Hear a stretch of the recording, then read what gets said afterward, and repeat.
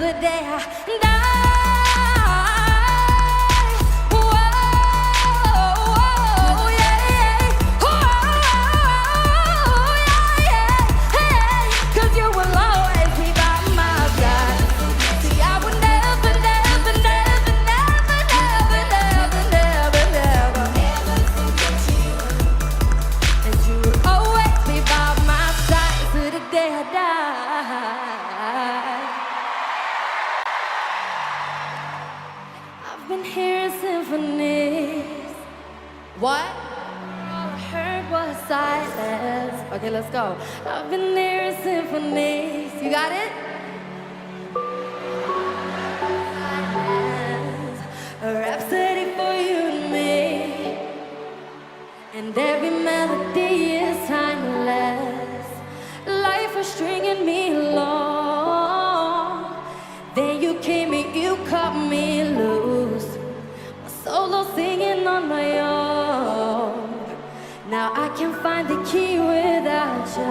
And now your song is on repeat. And I'm dancing on to your heartbeat.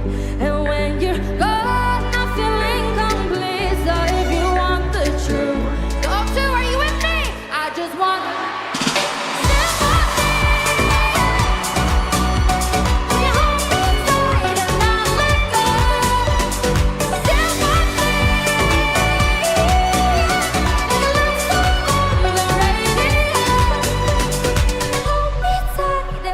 Is it working? sorry if it's all too much. Hello. Hello. I'm not a hit what's silent. There we go. And I was running out alone.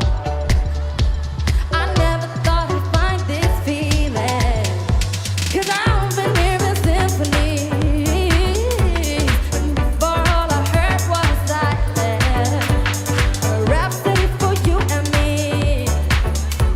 And every melody sorry if you had an is echo there. That timeless. was And now annoying me you're too. so is on repeat. And I'm dancing on to your heartbeat. And when you're gone, I'm feeling complete. So if you want the truth, I just wanna be part of your symphony. Get out of this. Are you an Articulate 360 Rise user and Oh are my sick God, of leaving the okay. tool? Alright, so my whole plan was just to watch videos and talk shit.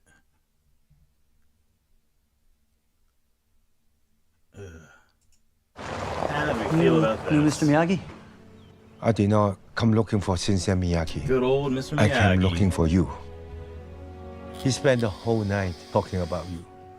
The boy who put purpose in his life. I appreciate you coming all this way, Mr. Han, but Mr. my Chan. life now, I can't just pack up and head to New York. I mean, there's plenty of good dojos. I want Lee to learn Miyagi karate.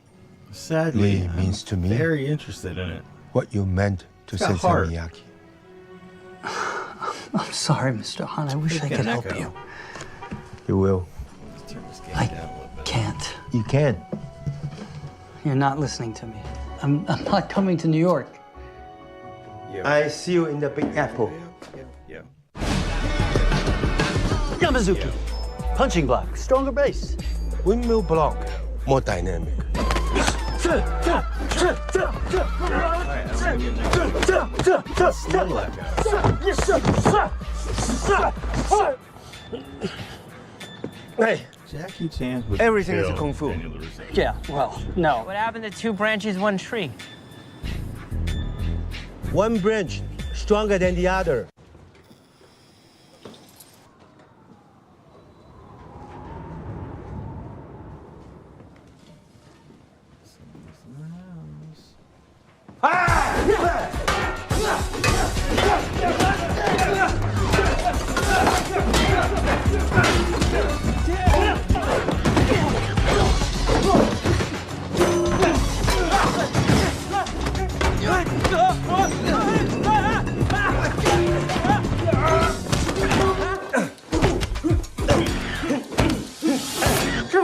Now you see me, huh?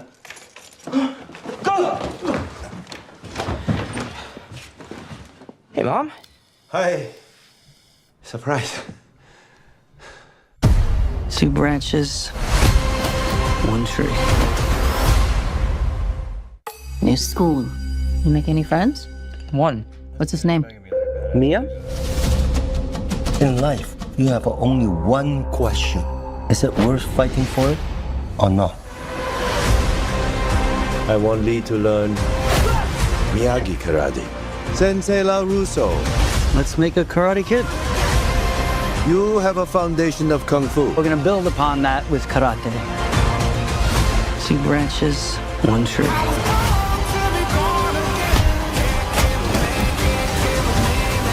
Remember what you're fighting for. When you understand that, you'll be ready. Karate Kid Legends. He saved me the other night. Yeah, he's the Chinese Peter Parker. It's gonna be exciting. Chinese Peter Parker.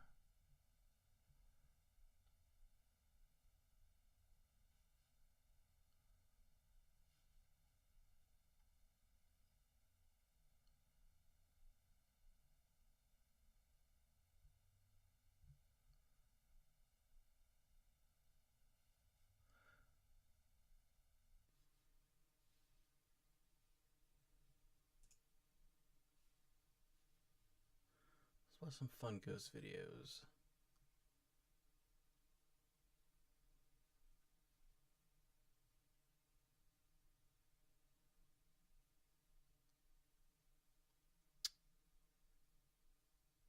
I'll watch some old ones. Things I haven't watched yet. Slept Ham is pretty good.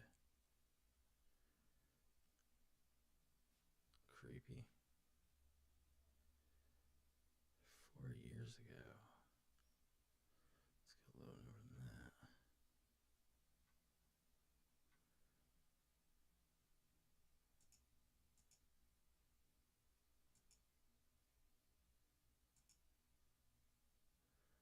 Alright. I'll pick this one. 8 months ago. I haven't been to the grocery store in over a year, but I'm eating healthier than ever. Here's how I did it. Meal planning used to be such a nightmare. The endless grocery lists, finding nutritious recipes, and figuring out How you doing? I'm Callan and this is Slapped Ham. You're about to see some of the most mysterious videos going around the internet. So smash that subscribe button right now and get ready for some creepy content. Just like this.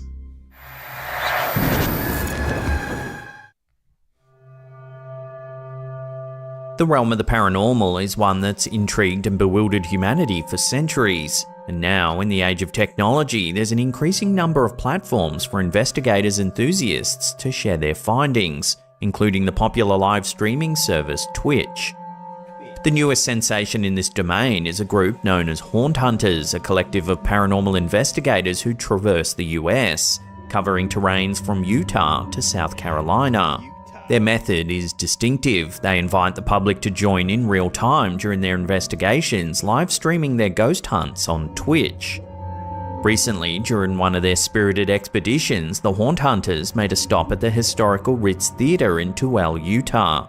The theater, a mainstay on Tooele's main street since 1939, has been the subject of numerous ghostly tales over the years, and now it seems the Haunt Hunters have added another layer to its enigmatic lore. While the theatre itself is a relic of cinematic history, having showcased countless movies over the years, it's the tales of the supernatural that have really kept its legacy alive. The Bradshaw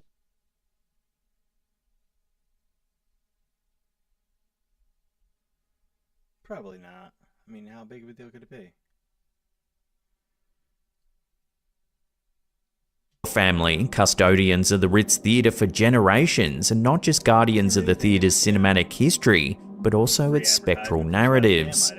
Their experiences, passed down and discussed over the years, have added a shadowy layer to the theatre's ambience, making the Ritz a magnet for both film aficionados and ghost hunters alike. One evening stands out prominently in the Bradshaw Chronicles. Alan Bradshaw, after overseeing a typical night of screenings, was making his usual rounds to ensure that the theatre was empty and ready to be locked up. It was during the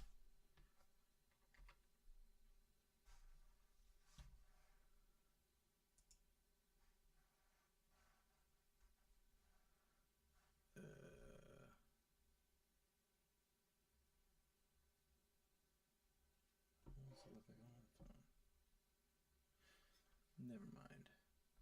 Never mind.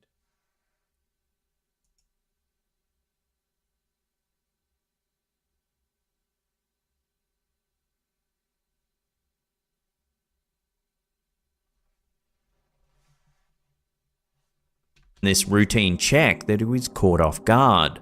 Peering into the dimly lit auditorium, he saw the unmistakable silhouettes of a man and a woman, seated comfortably as though waiting for a film to begin. Their presence was an anomaly. The night's show had ended, the audience had left, and the theatre should have been vacant. Puzzled, Alan called out to a nearby employee, questioning if they'd perhaps missed ushering out a couple. His daughter, Cherie Black, who was 13 at the time, curiously followed her father's gaze. She too saw the couple. However, as both turned their attention briefly away, then back to the auditorium, the pair had vanished. The subsequent flick of a switch flooded the space with light, confirming the auditorium was, in fact, empty. Resident LaDawn Tracy became engrossed with the theatre's phantasmic reputation.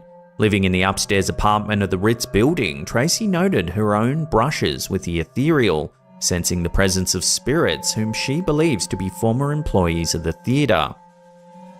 On the fateful night of the Haunt Hunter's visit, as fans tuned in to their Twitch channel, the team meticulously set up their equipment.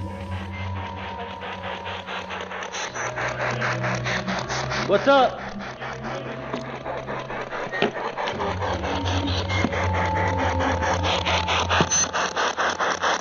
Alright, I'll be right back. Hours into their investigation, one of the cameras placed strategically within the theatre picked up a chilling sight. Here. Watch. Shine a light, nothing. Shine a light away. Something's starting to get darker, and then it starts walking down. Reed stopped. He's already all the way down. He's now stopped, and the shadow keeps going, has stopped, and is now walking more and more. It gets to Reed and then disappears completely. Another shadow has manifested, is walking down. Dude, you know, this is the craziest thing we've ever caught. Walks down the aisle, you'll see it start to go to the right and then sit down on the bench. Two shadowy figures, one after another, seemingly appear out of thin air. They stroll down the aisle before vanishing. And the shadow keeps going, has stopped, and is now walking more and more. It gets to Reed and then disappears completely. Another shadow has manifested, is walking down. Dude, you know, this is the craziest thing we've ever caught. Walks down the aisle, you'll see it start to go to the right and then sit down on the bench. When reviewed in slow motion, the distinct outlines of two human figures are unmistakable. That's pretty crazy.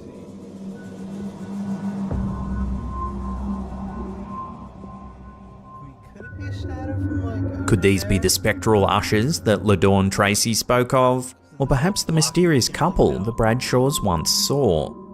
While skeptics may dismiss it as tricks of the light or camera glitches, the eerie coincidence of these figures aligning with local legends does raise eyebrows.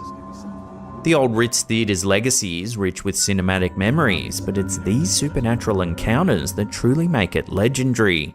Whether or not you're a believer, the footage and tales surrounding the theatre are undeniably captivating, offering a tantalizing possibility of a world beyond our own. And then it starts walking down.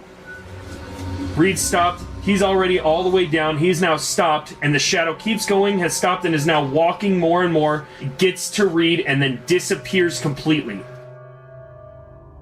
Hey guys, did you know some drivers are ditching their car insurance and they're doing this instead?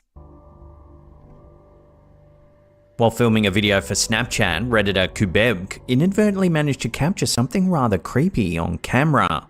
See if you can spot what it is.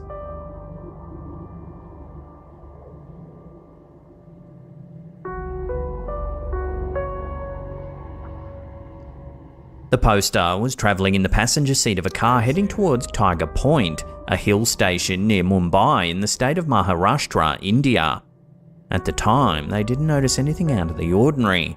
It was only upon returning from their trip and sharing the video that a friend spotted an uncanny detail. If one pays close attention, around the 4-second mark of the clip, a ghostly hand appears to descend from the vehicle's roof. If you slow it down and brighten it up, the unsettling appearance of the mysterious hand becomes unmistakably clear. I didn't see that at all. I was looking at the puddles. Maharashtra is a state steeped in history and culture that also harbours a shadowy side filled with tales of the supernatural. One of the most well-known places said to be haunted is the ruins of Mukesh Mills. Located in the posh area of Colaba in Mumbai, the ruins of Mukesh Mills are often cited as one of the most infamous haunted locations in the region. An eerie remnant of the city's industrial past, Mukesh Mills was established in 1871 by Muljabai Madhavani. It was one of the many textile mills that flourished during the British colonial era. However, a devastating fire in the 1980s brought an end to its operational days, leaving behind a shell of scorched walls, broken windows, and an unsettling silence. Its dilapidated charm and sprawling complex, offering an authentic rustic backdrop, soon caught the attention of Bollywood filmmakers. However, as the sun sets, the atmosphere at Mukesh Mills becomes palpably creepy. There have been numerous reports by actors, directors, and crew members of You know, if anybody ever watches this, which I doubt anybody ever will, but if anybody would ever watch this, and you have got some tips on how to like set this stuff up, like shoot me a message because I need some help with this stuff. Alright. supernatural occurrences during their time at the mills. Whispered conversations in hushed corridors, equipment malfunctioning without any apparent reason, and chilling cold breezes in non-air-conditioned rooms are some of the common experiences. One famous anecdote that often circulates in Bollywood circles is that of a leading actress who, during a shoot, began speaking in a man's voice, warning the crew to leave the premises immediately. She had no recollection of the incident once she was back to her normal self. Such incidents have led to a sense of trepidation among many in the industry. Some actors have reportedly stipulated in their contracts that they will not shoot at Mukesh Mills after dark. Though skeptics dismiss these tales as mere urban legends or the result of overactive imaginations, others believe that the tragic past of the mills has left behind That was my beautiful niece Maria. She's like 10. Restless spirits. The belief is further fueled by the fact that the mills are built near the sea, which, according to a local law, is believed to be a haven for lost souls. Given Maharashtra's deep-rooted history and vast cultural diversity, it's unsurprising that the state is rife with tales of the supernatural. This piece of creepy footage, captured by Redditor Kubeb, appears to further serve the enigmatic allure surrounding the region.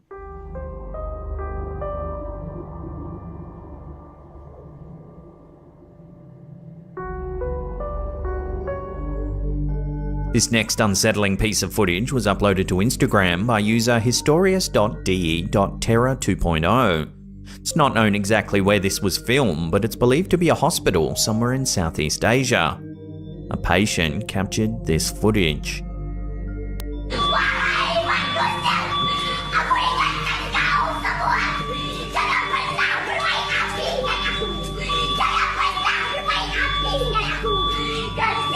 Her strange behaviour has led many viewers to say she's demonically possessed.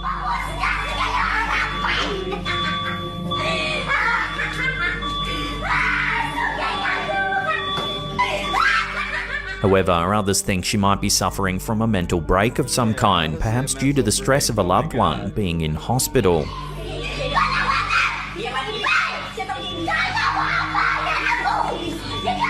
If anyone can translate what she's saying, we'd love to hear about it in the comments down below.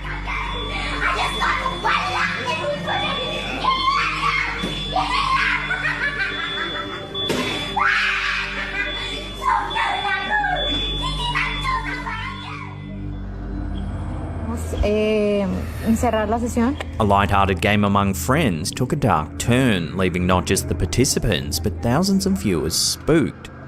Popular TikToker Priscilla Garzak, known for her engaging content, recently uploaded a video where she and her friends were enjoying a simple game of toss the bottle. Little did they know, the game would soon take an unexpected and eerie turn. The video starts off harmlessly. Laughing and jesting, the friends are seen tossing a half-filled water bottle, announcing playful challenges as they go. ¿Es buena? ¿Nos vas a asustar? But as the game progresses, the ambience shifts. The wind, initially calm, begins to howl. ¿Grabar de noche? Sí, el aironazo. Pero la verdad está súper fuerte el aire. Miren cómo se mueve la botella. The group, once cheerful, start becoming increasingly uneasy. El árbol es la sombra. No. No. Velo bien, Cristina. Hay que cerrar. Hay que cerrar. Towards the end of the clip, a dark, mysterious shadow near a tree grabs their attention. Muy negro, súper negro. Yo digo que es la sombra del árbol, pero ellas dicen que es otra cosa. Okay. It has an uncanny resemblance to a figure standing silently watching them. Una mancha negra. The fun mood dissipates completely, replaced by fear and speculation. No te pases! No te pases! Could it just be an innocent trick of the light, or something more sinister lurking in the background? The video has since amassed comments from viewers offering their own theories on the strange figure. Many reference the shadow figure phenomenon, while others even suggest the ominous Hat Man, a shadowy entity known in paranormal circles. The once light-hearted TikTok clip now stands as a chilling reminder that sometimes fun and games can stumble upon the unexpected and the unexplained. Whether it was just a play of shadows or something more sinister, the eerie figure has certainly left its mark, not just on the OP and her friends, but the wider TikTok community. Ya lo vi raro. Ya vámonos. No te pases! No te pases!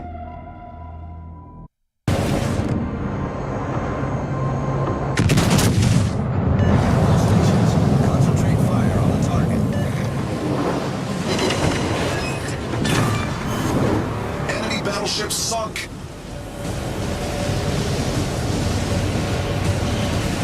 Enemy battleship detected. Enemy submarine spotted. Attention. Report. A recent submission to our Facebook community page has ignited speculation and interest among our followers. Sent in by Temple Franco, the image shows a light-hearted moment, a young girl doing a handstand on Ohio State University's campus. But lurking in the background, there's an anomalous detail. A grey, semi-transparent figure wearing what seems to be historical clothing. The origin of the photograph is enigmatic. Temple shared that a friend of theirs had received the image some years ago. When the photo was taken, there were no indications of anyone else being in the frame, especially not a figure from a seemingly bygone era. The haunting figure's appearance is particularly striking given Ohio State University's rich and at times dark history. The campus has been the backdrop for a series of tragedies, the most harrowing being an incident from 1925. On a cold January day, several students met a tragic fate after unknowingly consuming medication tainted with strychnine, a deadly neurotoxin. This tragic event, which unfolded in Derby Hall, remains a dark chapter in the university's history. Rumours persisted, suggesting that this was no accident, but rather a sinister act, possibly targeting specific individuals. Since then, students and staff have reported ghostly figures wandering around campus, particularly at night time. Many students and locals have reported sightings of a figure known as the Lady of the Lake. This apparition, often seen during cold, wintry nights, appears to be skating across nearby Mirror Lake, her attire echoing styles from decades past. Given the university's reputation for being a hotbed of supernatural sightings and its tragic past, Temple Franco's photo has undoubtedly piqued interest. With so many tales of spectres and tragic events, one can't help but wonder if the mysterious figure captured in the photo is an echo from Ohio State's rich and haunting history.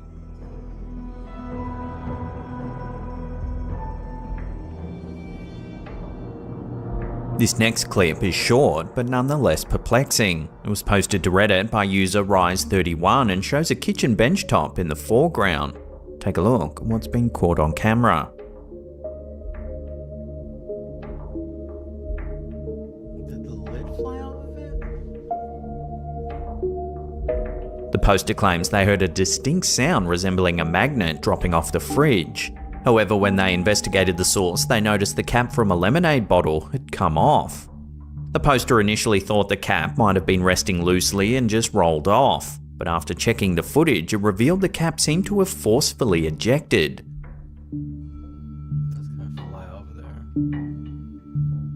Their first thought was perhaps some kind of pressure build-up inside of the bottle. Yet in the footage, just before the cap shoots off, there's a noticeable flash at the top of the bottle.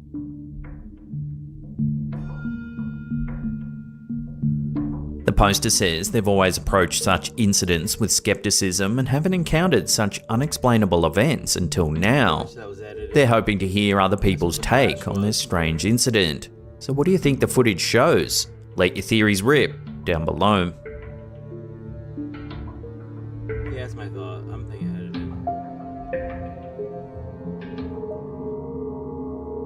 Passengers aboard the narrow gauge train travelling from Durango to Silverton in Colorado experienced an unexpected thrill when they believed they caught a glimpse of the legendary creature known as Bigfoot. Shannon Parker from Cheyenne, Wyoming was aboard the train with her husband Stetson Tyler, scanning the landscape for elk when the surprise sighting occurred.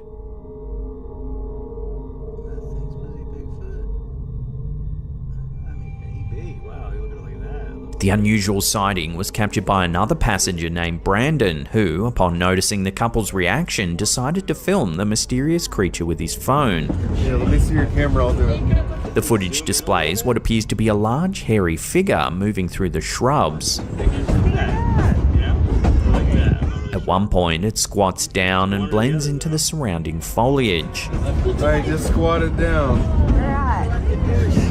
Yeah, let me see your camera. Throughout the video, you can hear various passengers discussing the creature, wondering about its movements and speculating on its identity. It's an elusive creature.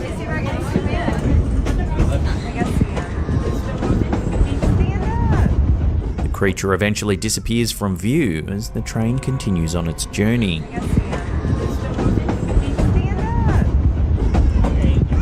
Shannon shared with Newsweek that the experience was like no other, emphasizing the uniqueness of the sighting. Even the train's conductor, who was familiar with the mountainous area, confessed he had never witnessed anything quite like it. Since being shared online, the video has generated significant buzz, leading to a wide range of reactions. While some firmly believe in the authenticity of the sighting, others remain skeptical, suggesting potential explanations ranging from military camouflage to a well-orchestrated hoax. The footage, shared by Out There Colorado on their platform, quickly gained traction, receiving thousands of likes and reposts, with users hotly debating the mysterious figure's true nature. It's an elusive creature. Alright, just squat it down. Yeah, let me see your camera, I'll do it. Some dungeon entrances in Top Heroes are super sneaky. At Sentry Tower, most players just grab the chest and leave. Every homeowner knows the sound of the occasional creak and thud of their house settling. But when those mundane sounds are accompanied by events too strange to explain away, even the most rational among us can start to feel a chill up the spine. Such was the case for Reddit user Last Mammoth 895, whose security camera captured not only an unexpected movement, but also a cryptic voice.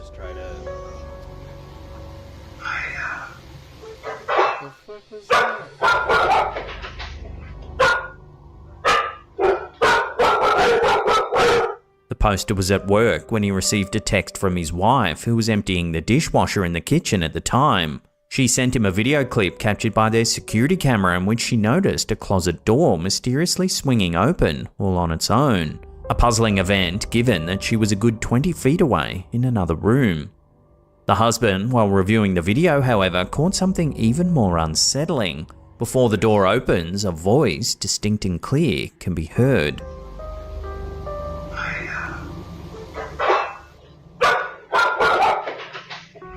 If he hadn't have been using his AirPods, it might have slipped by unnoticed. When he made his wife aware of it, she was understandably shaken. The initial impression he got was the word higher, but upon multiple listenings, it started to sound more like tire. In a home where odd occurrences are typically shrugged off, these back-to-back events were too coincidental to ignore. The voice, combined with the unexplained opening of the closet door, has left them both scratching their heads and feeling more than a little unnerved.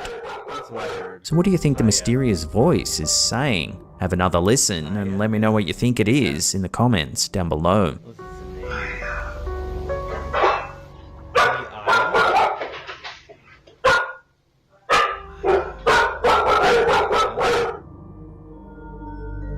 Instagram user Paranoid recently shared a video that's left viewers stunned. The clip begins with a homeowner engrossed in a video game.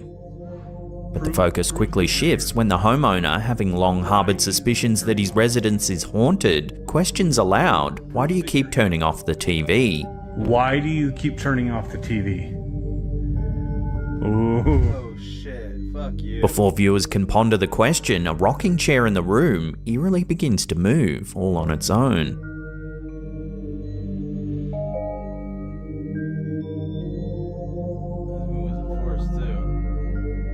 The visibly shaken homeowner then calls out to his wife, seeking validation for the bizarre event. Walk around it. Hey, hon.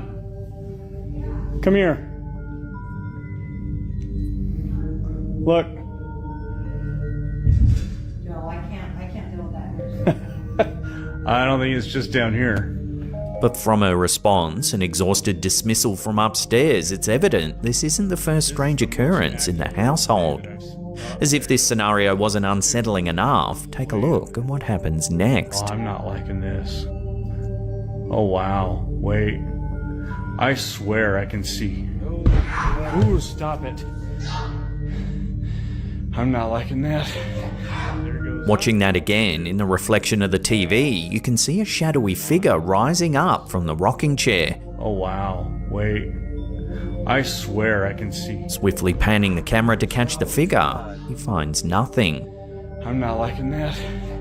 The room is empty with no trace of a shadowy figure. There's something for a while. Time to go. This unsettling footage, juxtaposed with the wife's wearied reaction, paints a picture of a household long plagued by unexplained events. Comments on the post range from those expressing sympathy and concern to skeptics suggesting logical explanations like a trick of the light. Yeah, the consensus is clear, something out of the ordinary has been captured here. Could their home truly be a dwelling place for spirits? Whether one's a believer in the supernatural or a firm skeptic, this haunting video raises more questions than it answers, leaving the internet buzzing with theories. Wait a minute. Oh, I'm not liking this. Oh wow, wait. I swear I can see. Ooh, stop it. Creepy, man.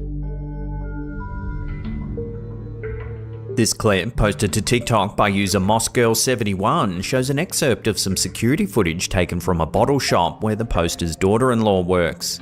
Take a look at what happens.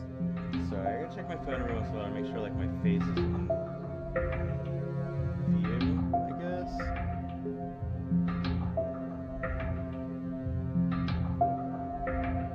Maybe I should back it up a little bit. It appears as though the bottle of wine is pushed over, as if by some sort of unseen force. It looks weird, like there's more room than me. A second camera angle shows the incident again. What the fuck was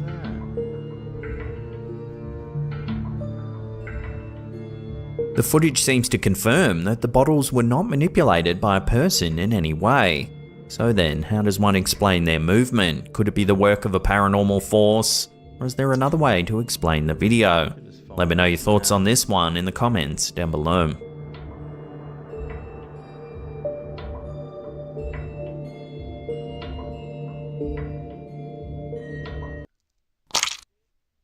Are you sick and tired of lugging around the extra weight and nothing seems to work? If so, check this out. This is how to get in shape fast. What's that? Quick on the. A disturbing piece of footage captured by a road safety camera in El Salvador has added a new layer of mystery to a tragic car crash. The video, which made waves after local news channel El Rojo Vivo aired the story and subsequently shared it online, offers a puzzling sight that's left many speculating on its implications. Under YouTube guidelines, the start of the footage is a bit too graphic for us to show. Basically, a car loses control on a bridge, it crashes through the guardrails and plummets into the ravine below.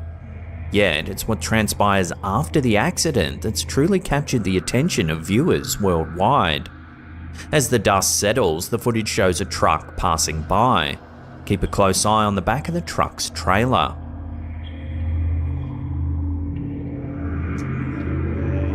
If you slow it down, there appears to be a dark figure standing on the back of the truck.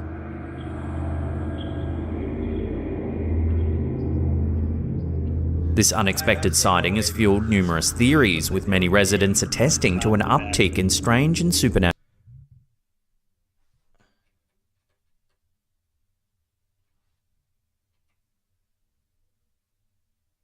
I don't know. What do y'all think? It looks like his feet are like morphed into it. I don't know. This unexpected sighting has fueled numerous theories, with many residents attesting to an uptick in strange and supernatural occurrences accompanying tragic events in the area. El Rojo Vivo reached out to paranormal expert Cesar Sagath to provide insights into the perplexing sighting. Sagath suggested that the figure could potentially be a representation of the Angel of Death or the Grim Reaper, arriving at the scene to guide the unfortunate soul of the crash victim to the afterlife. Trasladar, acompañar a todo aquel que fallece hacia el mundo espiritual final. This enigmatic appearance has reignited debates on the supernatural and the existence of forces beyond our understanding. As the community mourns the loss of the driver, many are left wondering about the true nature of this mysterious figure.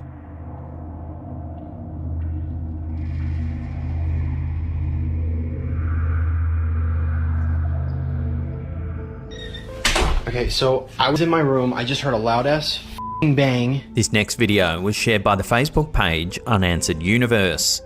The exact origins of the clip are unknown, but it shows a homeowner filming after hearing some eerie banging noises coming from inside of their house. Take a look.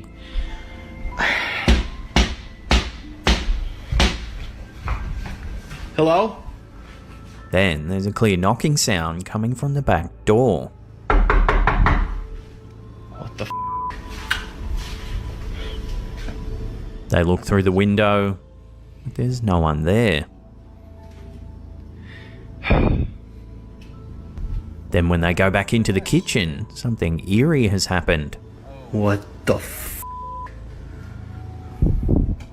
All the cupboard doors are now open. What the f***? Before the homeowner can make sense of it, the back door produces another loud bang, as though someone or something is trying to get in. That dude! The video cuts off there, leaving viewers with more questions than answers. With the house seemingly devoid of intruders, could this be the work of something beyond our understanding? Whether it's clever trickery or genuine unexplained activity remains a topic of debate.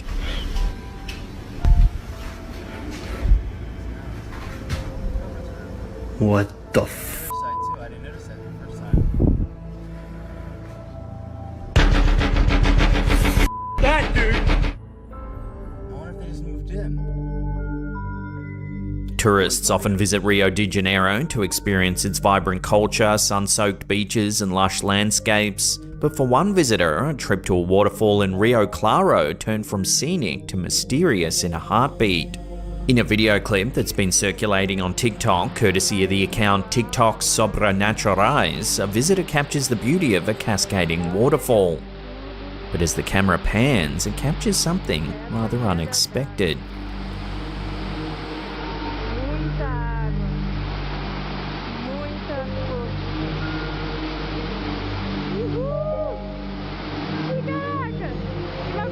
The distinct silhouette of a figure amidst the crashing water can be seen.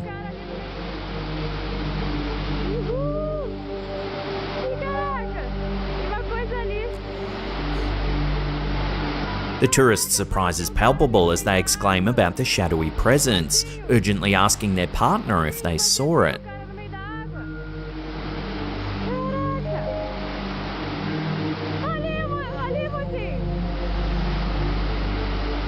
While the video's origins remain shrouded in mystery, its rapid spread across social media platforms is a testament to its chilling allure. With the footage sparking curiosity and debate, viewers are left wondering, is this a trick of the light, an optical illusion, or something genuinely unexplained? As the debate continues, one thing remains clear: this waterfall in Rio Claro has gained notoriety for more than just its natural beauty.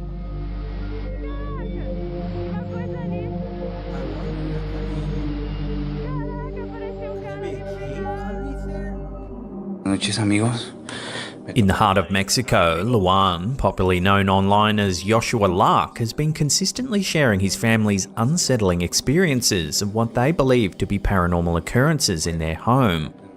Originally, Luan's channel was a space for jovial skits featuring his son Joshua. However, the tone quickly shifted when Joshua reported seeing an unaccounted-for child in their store. The family's account of events began innocently enough, with minor disturbances like unexplained noises. Dios mío, ¿qué es eso? ¿Hay alguien ahí? ¿Quieres algo? This is creepy as shit. No inventes, ¿qué es eso? ¿Qué es? Se abrió, se abrió, se abrió, se abrió, se abrió, se abrió. But as time passed, the intensity of the occurrences grew. Multiple members of Luan's family, including his wife and daughter, began seeing a perplexing figure of a woman within their residence. Estoy un poco nervioso. Yeah, right there. You ain't got no legs. Se vio algo en la tienda.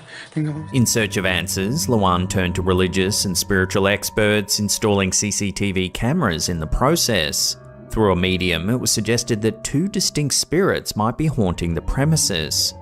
To provide respite for his family, Luan decided on a temporary relocation. Yet, when they returned, they faced even more bizarre phenomena, such as their tap water inexplicably teeming with worms. A priest from Monterrey posited a chilling theory suggesting that Luan himself might be the focal point of the disturbances, haunted due to an ancient familial curse. As of now, the family's still in search of a solution to their spectral predicament.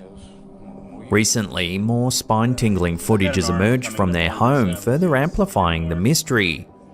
In one video, Marsha, Luan's wife, can be seen tidying the living room. As the camera drifts across their space, an empty room is clearly visible. Yet within moments, as the camera swings back, a dark shadowy figure emerges from nowhere, only to vanish when the camera moves once again. Bigfoot back there. ¿Nos tomamos una foto, hija? Sí. Vete, Luan. Siéntate. Siéntate para tomarnos una foto. In another video, Marsha's solo encounter is even more harrowing. Alone in the home, she hears the jingle of children's toys from a nearby room. Bracing herself, she begins filming, capturing on her phone an eerie shadow that makes a fleeting appearance in an adjoining space. Los únicos juguetes que tengo. Ay, canijo. Right there. I think. Yeah. Freedom. You can craft, build bases, capture cute deviation pals, and even join your friends for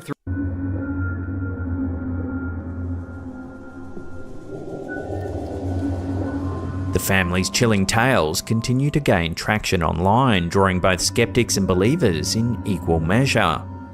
For those intrigued by the paranormal, a deep dive into their videos comes highly recommended. Links to their distressing accounts can be found in the description box down below. Se abrió la puerta. Se abrió la puerta como la última vez. Déjenme calma. There was a face that kind of creeped over from nowhere. This creepy image, captured around 2003, was posted to Reddit by user Chwani Chuan. According to them, all 18 children are listed by name, except for the transparent one in the bottom left-hand corner. What heightens the mystery surrounding the spectral figure is that none of the other students could identify them. Further deepening the intrigue, the translucent child seems to be turned sideways with their hand veiling their face as though attempting to conceal their identity. Can you imagine? Hand moves out of the way and it's like a little devil face. The idea of a ghost child is particularly unsettling because it clashes with our intrinsic beliefs about childhood as a time of innocence, purity, and joy. To think of them as spirits suggests an untimely, often tragic halt to that potential, which is a deeply distressing notion. Furthermore, the vulnerability and innocence associated with children makes the thought of them being trapped between realms even more haunting.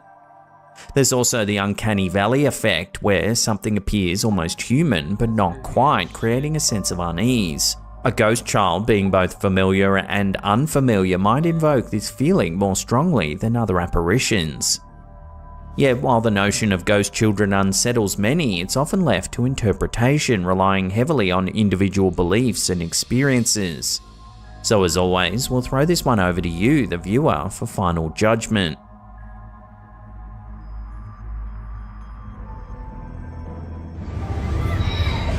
A recent video posted on the Facebook page Damn Worth It has netizens scratching their heads in disbelief. Captured by a resident in Singapore from their balcony, the footage features an extraordinary scene.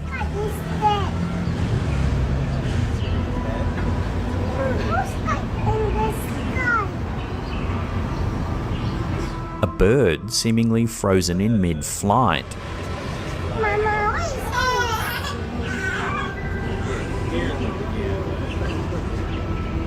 The bird isn't flapping its wings, nor is it progressing in any discernible direction.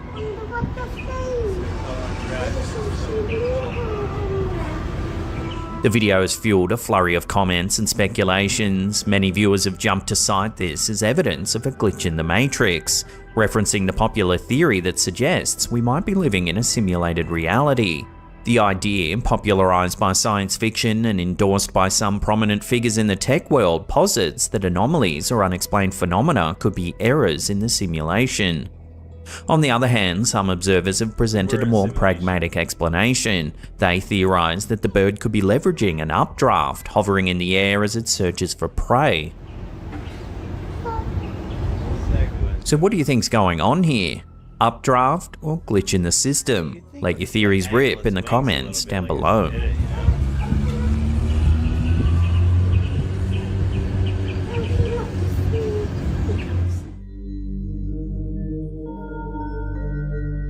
Mexico, known for its rich history and vibrant culture, also houses deep-rooted mysteries that have both captivated and puzzled many. A recent revelation by the popular podcast Paranormal Podcast only adds more intrigue to the nation's collection of unexplained events. The podcast delves into a peculiar incident captured on surveillance cameras, the evidence of which has caused a stir in both the paranormal and law enforcement communities. For the brave officers who recorded the incident, the footage is more than just unusual. It's deeply unsettling, so much so they've asked to remain anonymous. The eerie occurrence doesn't just happen once, it's an event that mystifyingly appears to repeat every decade. This cyclical appearance led the Paranormal Podcast team on an exhaustive search across Mexico, culminating in the discovery of a particular house. Interviews with security personnel, some of whom have worked in the vicinity for over a decade, corroborated the recurring nature of this strange event. While the house has reportedly never had children living in it, an unsettling account from a resident paints a different picture. She recounts hearing noises from the upper floor, eerily mirroring a report made by her late husband just 10 years prior. The homeowner called the police, fearing intruders may have snuck into the house. The police arrived, took a look around the house, but found nothing, no sign of anyone. Although the immediate police investigation turned up empty, it's the surveillance footage.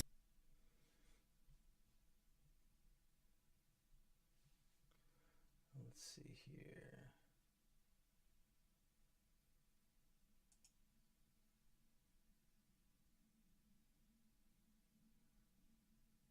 I wonder if this is a new video or an old video. When my doctor said I needed to eat healthier for my high blood pressure, I was at a loss.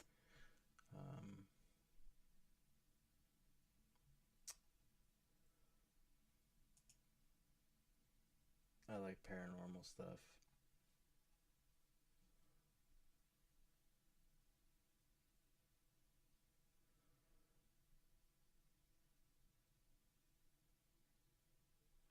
You know what I have been watching a lot of lately? Like,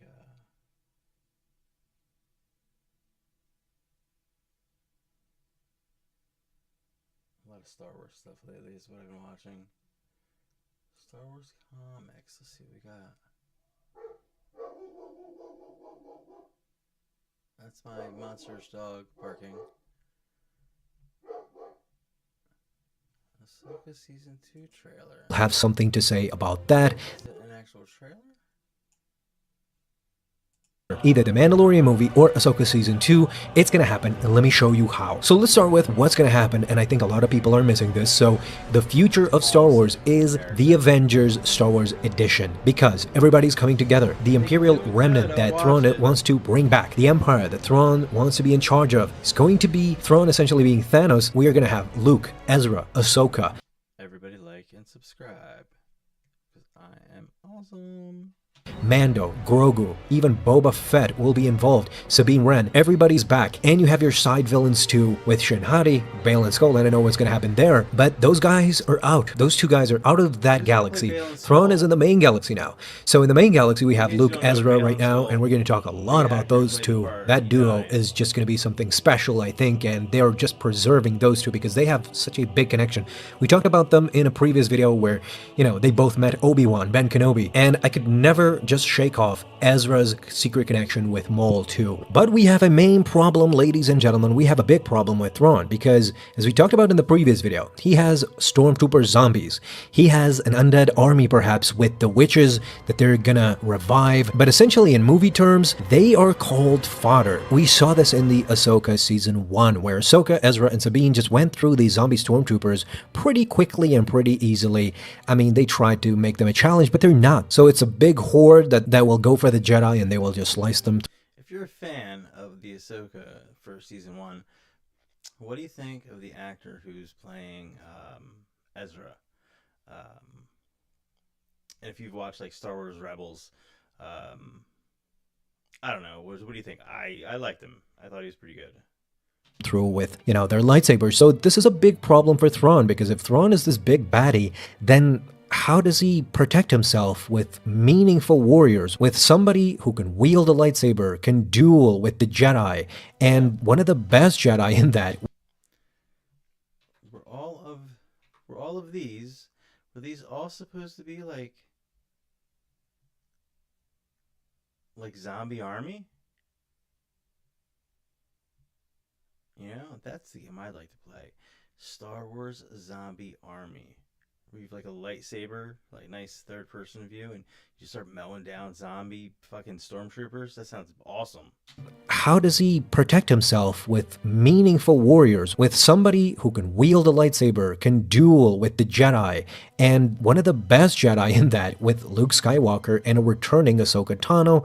And if Ezra Bridger comes to his former self, he was a pretty dominant guy too. So essentially what I'm saying is that Thrawn needs lightsaber duelists or / darksiders that can be his cronies, that can be the big baddies until they get to Thrawn. Well guys, I present to you the Maul clone that will come back through genetic manipulation. We already saw that with Moff Gideon. What's worse or better, I don't know which, but he will be even more powerful with magic infused by the witches. I can already see some of you rolling your eyes at me. Let me just explain one thing. The comics. I come from the comics, baby. So in the comics, you've got a Maul doppelganger, and you got a great issue where Darth Vader actually fights a Darth Maul doppelganger. He doesn't fight the real Maul, but something of that swords, and he defeats him. Now, if this exists in the comics, and whatever that story is, even though that story isn't canon, that can be used again. That can come as an inspiration. Dave Filoni has done it time and time again. He has picked up stories from the nitty-gritty from somewhere that we didn't know we expected. Dave Filoni came through and did a story of that nature. Why wouldn't he just pick up a Maul clone out of nowhere, bring him back again to fight Luke Skywalker and Ahsoka Tano? Plus, you have the Ezra Bridger connection. It all makes sense. Maul coming back just makes perfect sense. Sam Witwer coming back to Star Wars again, the fans would be happy. I don't have an idea who that person would be that would complain if Maul came back. Now, what do we know? We know one thing, that Maul's body was burned. This was confirmed by Dave Filoni, that after Ben Kenobi killed Maul on Tatooine, he took his body and burned it similar to how he burned Qui-Gon's body, a funeral of sorts, a payment of respect to his opponent. So Maul's body was burned, but the tragedy of Darth Maul, how he just sought revenge his entire life for being cut in half by Obi-Wan Kenobi in The Phantom Menace. You know? The entire time Darth Maul was... Yeah, he just wanted revenge on Obi-Wan. And Obi-Wan in the end had the last laugh. I wonder if they show it. He took his body and burned it similar to how he burned Qui-Gon's body, a funeral of sorts, a payment of respect to his opponent. So Maul's body was burned, but this doesn't mean that they don't have a sample of Maul's horns, Maul's tissue. Somewhere, somebody must have something that they could make a clone out of Darth Maul. And Thrawn is a guy that would use this to his advantage. Let's not forget, Moff Gideon knew perfectly well that Thrawn was coming back together with the rest of the Imperial remnant. Do you remember what the armor of Moff Gideon was? Yep, with horns on his head, similar to Darth Maul. His armor was black and red. This cannot, listen to me, this cannot be a coincidence. Moff Gideon knew something that the rest of us did not. He was paying homage to Darth Maul. So was Moff Gideon on his way to clone Darth Maul to bring him back? And will Thrawn use this knowledge and actually bring Maul back, infuse him with magic through the Night Sisters, and a super powerful Maul could come to the rescue of Thrawn, stand toe-to-toe versus the Jedi? I'm asking you guys, why not? This makes perfect sense to me, and I hope this actually gets done. No matter how crazy it seems, it's Star Wars. Just let it go. Just do it. After what we saw in the sequels, just think about it. I am up for anything that is up for nostalgia. I've always been a fan of Darth Maul. Why would we stop now? Why would Dave Filoni just not do this? It just doesn't make any sense. And we have a special surprise for you guys, because it's not just Darth Maul. It's Savage Opress as well. And here we have an even bigger argument. Savage Opress was killed on Mandalore by Palpatine, as we saw in the Clone Wars series. Maul was imprisoned by Palpatine, but we didn't saw what happened with the body of Savage Opress. So they don't need a sample of Savage Opress or anything like that. They literally have his body that they could just reanimate after his death. So you have Thrawn as your Grand Admiral, as your Emperor of this Imperial remnant, and then you have your Darth Vaders, which is Maul and Savage Opress working together, similar to how they did in the Clone Wars.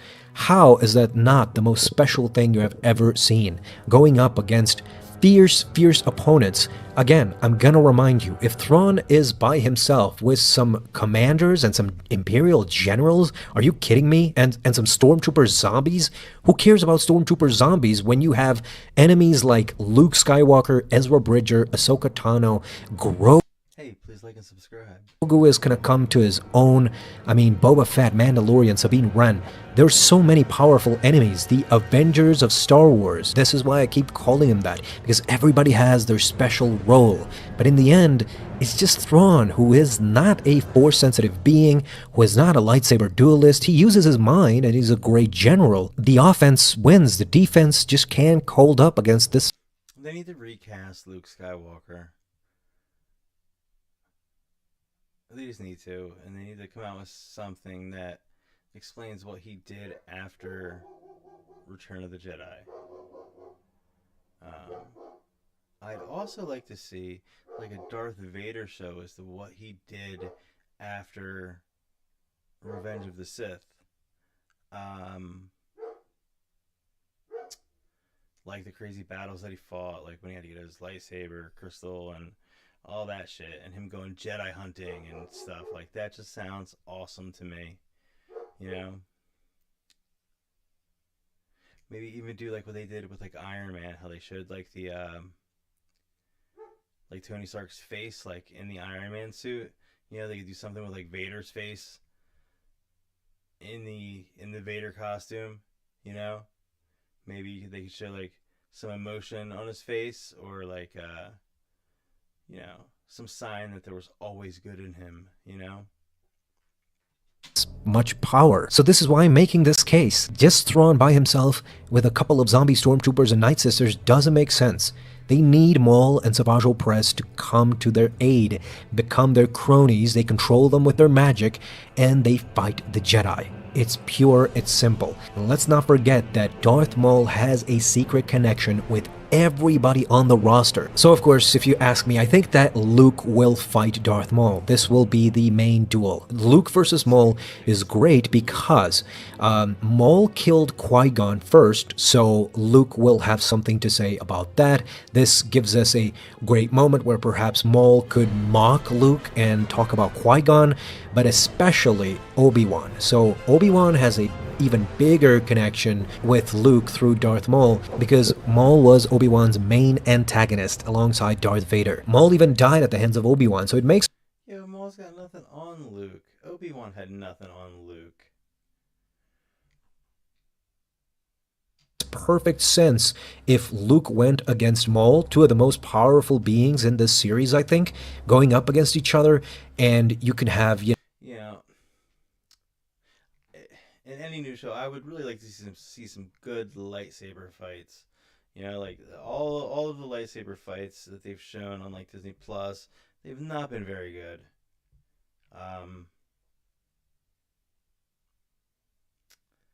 Yeah. You know, like they need to take lightsaber fights back to like what they were in the prequels. There were some good lightsaber fights. The lightsaber fights that I've seen have been pretty crappy.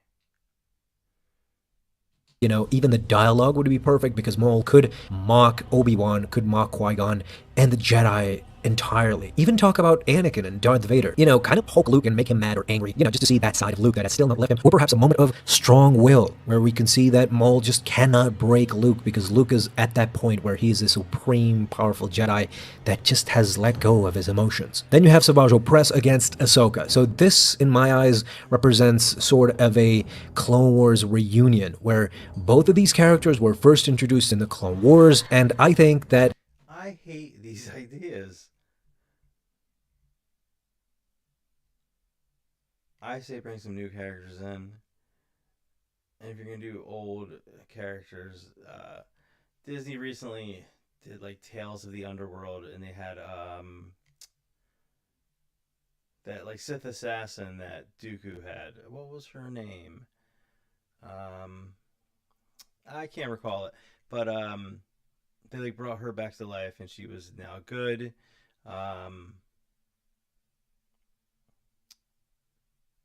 You know, they could bring her into it. You know, maybe she could be like a student of Luke's or an associate of something like that. And like, you know, like Ahsoka would be all like pissy about it because, you know, she would know who it was. What was her name? It's second tier. So Luke versus Maul and then Ahsoka versus Savage Opress would make perfect sense in my eyes. This is how I'm, you know, grading it. I think S tier is Luke versus Maul, and then A tier is Ahsoka versus Savage Opress plus the Clone Wars connection. And then since we have a Clone Wars reunion, we can have Star Wars Rebels reunion too with Ezra and Thrawn. Of course, these two characters are very much connected with. They've already had like that. When would this video come out?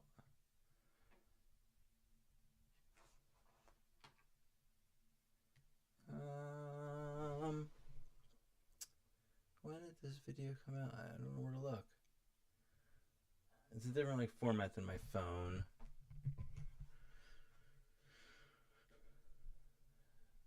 Theater mode? Yeah, I don't like it. Let's go full screen. With each other. In fact, it was Ezra through the space whales. He took Thrawn to that galaxy Peridia, and they just were never heard from until Ahsoka season 1. So Thrawn and Ezra definitely have some unfinished business. Even in Ahsoka season 1, where Sabine Wren found Ezra, Ezra and Thrawn never connected with each other again. We never saw them in live action interacting with each other. The last time these two guys spoke was in Star Wars Rebels. So these two guys definitely have unfinished business, and that unfinished business should should come in the form of Ahsoka Season 2, or perhaps Dave Filoni will leave it for the Mando movie. All of these scenarios could happen in the Mando movie. I kind of think the Mando movie's a bad idea. I know they're going through with it, but I don't know. I mean, it'll only be good if like Grogu becomes like a super badass. You know, remember Grogu's not really like a child. He's just a Yoda, so like they're little. Movie or Ahsoka Season 2.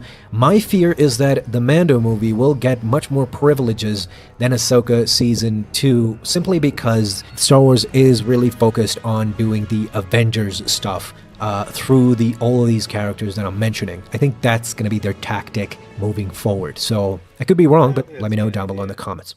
I'm done spending an obscene amount of money on takeout every week. Done. I'm getting back on track with Factor. Fresh, never frozen meals.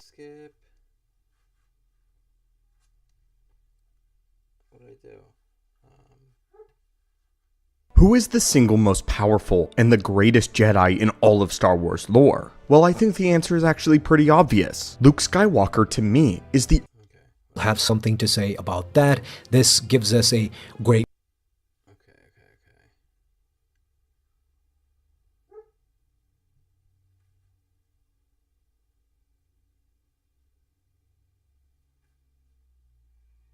I'd love to see Starkiller.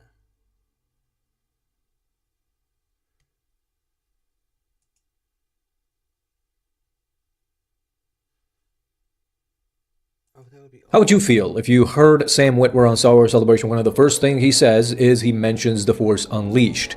Wouldn't you think that's somehow suspicious? So the guy not only talked about The Force Unleashed and the Clone Wars starting years back, 18 years ago, he says that it's the same crew, but he even reveals that now for Maul's Shadow Lord, they got David Collins, the guy who actually got Sam Witwer into Lucasfilm. He told him to audition for Starkiller, and he played Proxy in The Force Unleashed. He voiced that character. He's the lead sound designer on Maul's Shadow Lord. So let's just step back for a second. You have David Collins, you have Sam Witwer, and Dave Filoni in there. As a fan, your blood gets boiling, knowing that Starkiller is Legends, which is completely unfair, knowing that there's always a chance for Dave Filoni to bring him back together with Starkiller and now Dave Collins. So me as a fan, I truly think that while they're making Maul's Shadow Lord, there are secret discussions about Starkiller bringing him back to canon. So today, we're going to talk about how that is absolutely possible in a new Starkiller TV series. So I've lined up my topics and we're gonna go through them one by one. Let's start with the first one, and that's Andor Season 1 and 2. Okay, so if we go by Andor Season 1, the first thing you'll notice is some hints and some Easter eggs where in Luthen's shop you can clearly see a Lord Starkiller armor fully visible, and I don't care what the excuse was. I don't care if it's a Utapau armor, ancient armor. I don't care about that. It was indicated specifically because of Starkiller. That armor is irrefutable evidence that it's an Easter egg from Force Unleashed video game. Sadly, those are legends, but with Andor, I think that we have so many hints that Starkiller could one day become canon because they kind of make it a point. I don't know if Tony Gilroy is a fan of Starkiller, but it's not a coincidence with the second season. Now, the first season, as I said, the armor was a hint, was a huge hint, but in the second season, we have Pendergrass saying that the systems are starting to rise up to the tyranny of the Empire, and they're starting to be armed and mobilized and everything, and Pendergrass says that they're counting on it. So this is a clear indication that Palpatine, which has constant contact with Admiral Yularen, who himself... You know what else I'd like to really see? I'd like to see like a Palpatine life story. Just until the end of like Jedi when he gets thrown on the chute. You know, I don't really care about like the sequel trilogy. They were not my favorites. Contacts Palpatine directly. So, and the head of ISB, I would assume that he has some contact with Emperor Palpatine. So this all leads me to believe that it's the same game plan as we saw in The Force Unleashed 2. It was pretty clear in The Force Unleashed 2 that Palpatine and Vader orchestrated the start of the rebellion. This was the plot twist in the end of the video game, which we clearly saw as some ingenious move. Of course, it backfired in the end on Palpatine, but Leia, together with Bail Organa, adopted the same symbol used by Galen Merrick for the rebellion. We get the origins of the symbol, we get the origins of the rebellion itself, and that in fact it was good for Palpatine for a while to excuse his way into a Death Star, into a space station that could destroy planets. So essentially tyrants giving them even more rights. This goes hand in hand with how Palpatine handled himself. He got emergency powers when he was Chancellor. This is how he became Emperor, and now to subjugate every single system in the galaxy, he gives himself even more power through a rebellion that is killing Imperial troops, or at the very least, resisting in some way or another. Our second point of the day, and the best one, bring a Legends character into canon. This has always been championed by the fans, and I don't understand why. You know, I have always wanted to see, like the Skywalker family, that they, had in like some of the books, where they would have like Luke Skywalker had married Mara Jade, who was one of she was like a Sith assassin for the Emperor or something like that. But after the Emperor died, she wanted to go find and kill Luke, and they ended up like getting it on, and they fell in love and got married, and they had a kid. And I think that would be a great like thing to show with like a Skywalker family sort of a thing, instead of just Return of the Jedi, jump to 55 years later, where Luke uses the Force once and just dies. Horrible ending for Luke Skywalker. Horrible portrayal of Luke Skywalker in those 3 movies. They could have done anything with those, and what they thought of was just the most crappiest thing you could ever do. Like, they just took characters that like I loved and just fucking destroyed them. Fucking destroyed them. Such a shame. Why Disney and Lucasfilm don't actually, think this through more, because Starkiller would be great. Starkiller would be great. Like secret apprentice of Vader. Like we know everybody took little secret apprentices. Like Sidious had Maul, and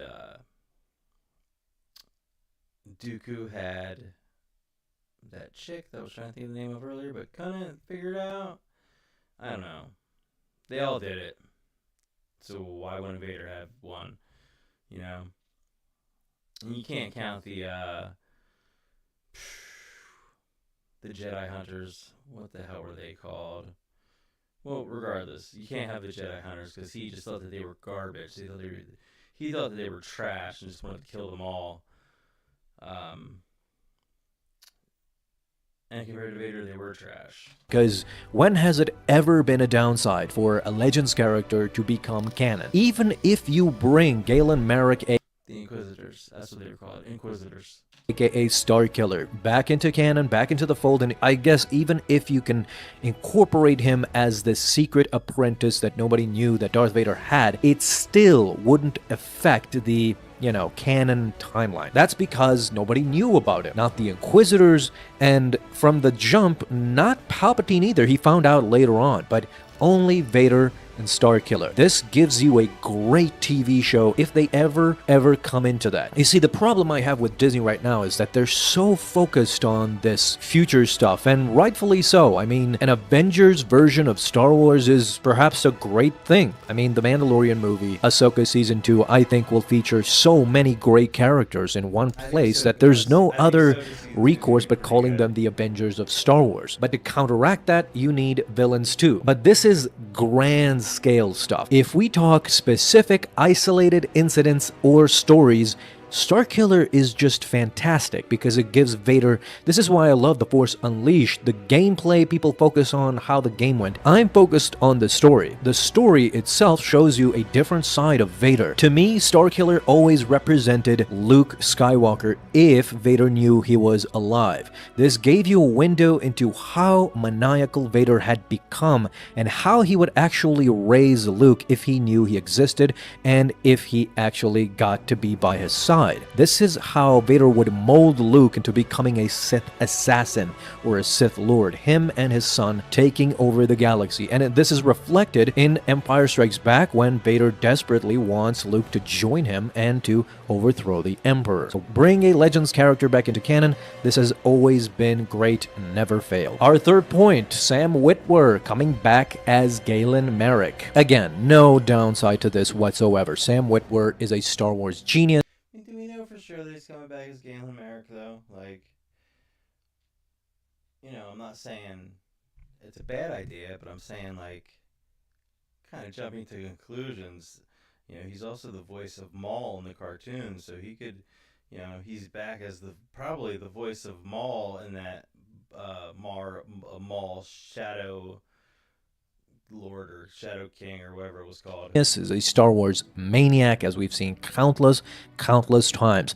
That dude deserves to be in Star Wars. He does love Star Wars. If you ever seen any interviews with him, he loves Star Wars, and that I respect that you know they got somebody in there who's as big a fan as I am. In the Star Wars Hall of Fame. I love Star Wars, by the way. At least George Lucas Star Wars. Whether he comes back as Maul, we've discussed in a video that I want Maul to be back in this new universe where everything is being jumbled up with the Avengers of Star Wars and Maul. It'd be nice if they could retcon those movies, the last 3 movies, and like just completely change the story with some kind of time travel, like using the world between worlds or something like that. You know, that would be fantastic if they could do something like that. Maul going up against Luke, a Grandmaster Luke would just be beautiful. Because Rey was not like the chosen one, you know, like Rey was a poorly written character. Beautiful, but imagine him coming back as Starkiller, the original Sam Witwer that we first saw introduced into Star Wars media was through Force Unleashed. He's a little old now to be doing it. You know, he would have to play an older Starkiller. Before that, he was only a voice-over character, with voicing many characters, including, of course, Maul in the Clone Wars. Around that same time, through the Clone Wars, the Force Unleashed was unleashed as well to the fans. And Sam Witwer has just been a legend ever since. He hasn't taken a step back at all. And just like Ahmed Best, just like we pleaded with Disney and Lucasfilm to bring Ahmed Best back, to forget all that controversy with Jar Jar and everything. And now, Ahmed Best loves, and the fans love Ahmed Best. Everybody's in concurrence that Ahmed Best needs to be in Star Wars, whether as Keller and Beck or as Jar Jar, we don't care. We just want Ahmed Best into Star Wars, and I think the same sentiment is present for Sam Witwer too. It will always be there. So Disney, listen to the fans. It's just that simple. Alright, so in this Starkiller TV series, Vader, of course, is the main antagonist. Now, I'm not saying copy the video games beat by beat. This would suggest that many fans would know what happens, but the main elements should be there because of the Vader connection. Starkiller doesn't exist without Vader, and Vader has that side that would never be shown without Starkiller. So they both kind of coexist. But this way, we would get the best out of 2 worlds. We would love to see. Although, you know, they could totally do like the Secret Apprentice thing, and my idea for like a Vader like show, but focus it on Starkiller. That would be awesome. See Starkiller evolve as a character in this TV show, but at the same time, we get more Vader, and that's never been a loss for Star Wars. The guy literally saved Rogue One. Rogue One was a good movie, not a great movie. That was probably because Disney kind of panicked. We saw with Andor, when they let them free, Andor was a great series. That's how it was supposed to be. The movie was supposed to be. But in the end, we saw that Vader scene, whether you like it or not, whether you agree with it or not, it was amazing, and it still lives on to this day. That's because fans crave more Darth Vader. Darth Vader, as the antagonist of this show, he is a quiet antagonist. He doesn't hunt down Galen Merrick from the jump. It's a process. As we see episode by episode, Vader gets frustrated more and more with Galen Merrick as he slips through his fingers and joins the Jedi, and this is how the series evolves into the finale, which should should be amazing. So let's go through our next talking point. Season 1 ends with a Starkiller Vader duel, and the rebels in the end help him escape. Now, what can I say about this? This is the ending of The Force Unleashed 1. Of course, Vader has plot armor, so Starkiller cannot defeat Vader outright, but he perhaps gets him down, or it's a fair fight. But of course, in the end, Vader comes back, and before he gets the final blow on Starkiller, kills him, the rebels intervene. It doesn't have to be Jedi Master Coda. It could be some other Jedi, surviving Jedi, that could, connect with the existing canon, with the existing universe, and they save Starkiller at the very ending with an explosion perhaps that distracts Vader, and they extract Galen Marek in the process. The post-credit scene is Palpatine meeting with Vader, and Vader realizes at that moment that Palpatine knows, and now they are hatching their plan for the rebellion. The post-credit scene just gives us a hint of what's to come for Season 2, and this is why we know that in the end it connects with Andor, because in the Andor series, as I said in the beginning, they are counting on people mobilizing against the Empire for a creation of a rebellion that now the Empire has an excuse to squash and use all of its resources. My next point is games are an inspiration, but the stories may vary in canon. So you don't have to go beat by beat everything that happens in the video games. They can have the elements that are there, the core story, but with a few twists here and there, and you can really evolve Starkiller even more out of those video games into a fleshed out character that Sam Witwer can just act his behind off, and we can have a great show that way, with connecting with the present canon. Lastly, I would love for Season 2 to feature The Force Unleashed 2 ending, which is just epic.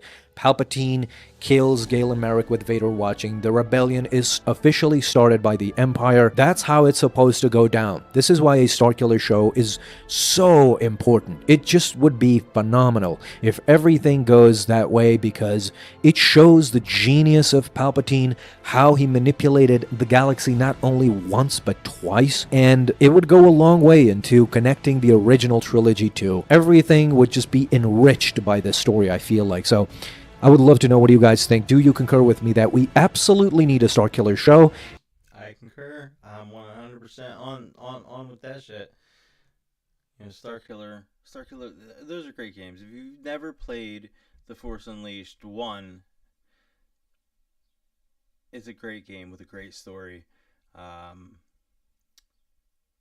2,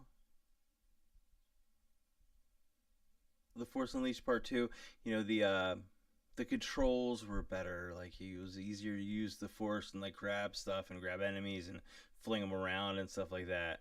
But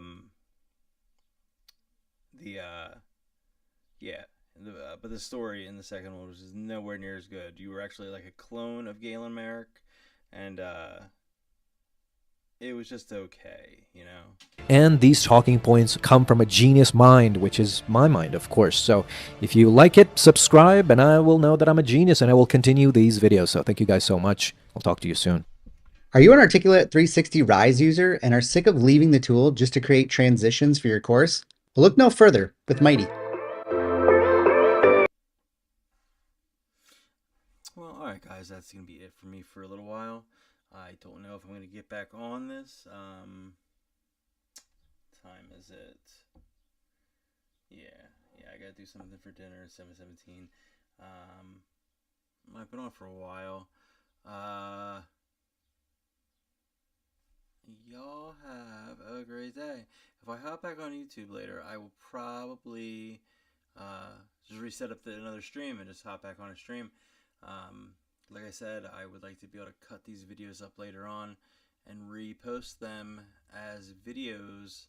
I have to figure out how to do that though, because I've never done that before. The Brutal Life of Starkiller, that looks awesome.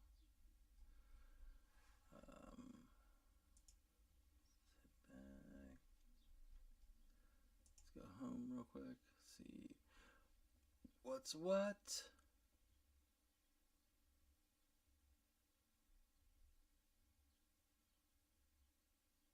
Oh my god. It's like a hunchback. I'm a hunchback. I actually did it myself. Yeah. Nice. Need help with your posture? Do you have rounded shoulders and a hunched back? Well, the quick fix world we live in will try. I am a hunchback. Mid.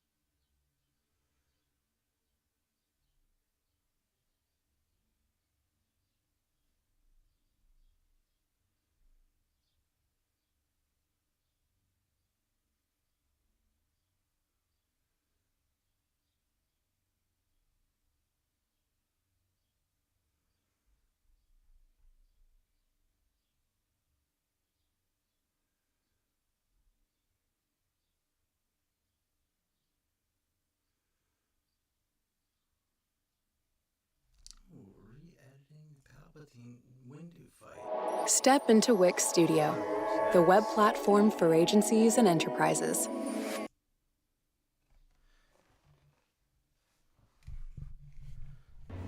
One of the most difficult sequences we had was the fight sequence between Palpatine and Mace. It was always our idea to use the two stunt doubles to do the majority of the work, but George really was reluctant to do that. You think of it as the fight has to be changed. You can't change Ian, you got to change the fight. He wanted to be close up. He really wanted to be right in Mace's face, and he really wanted to be on Ian. So there was confusion on the day that we actually began shooting. There are places in there where they're not fighting, where they just move in and stuff. I thought that's what we would do the photo. Well, I think we can do a digital face, but I don't think we can do it like, in a waist shot. And virtually Ian and Sam had to learn everything. Get ready. I'm watching, baby. Back up. Got my hands going. I knew we'd be shooting those scenes in about 5 days, so I didn't have that long with Nick to get up to speed. There you go. We had to incorporate Ian into those sequences. We learned to move at a specific speed and sort of dexterousness that Ian just doesn't have yet because he wasn't focused on doing that. And then backing up. I was very worried about it when we were shooting, and I know how uncomfortable Ian was. Both of them were. But I think they did a great job because it's a fight of close-ups. It's a fight of the two of them sensing who has got the greater strength.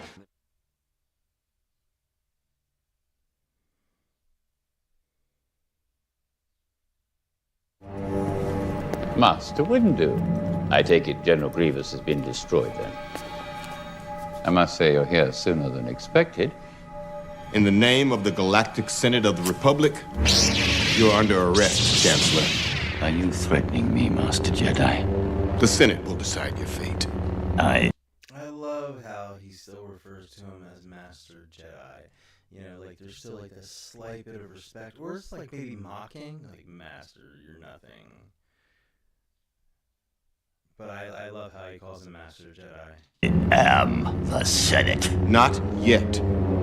Has anybody else ever thought that like Palpatine's voice when he goes like that deep, like I am the Senate, that it's some kind of a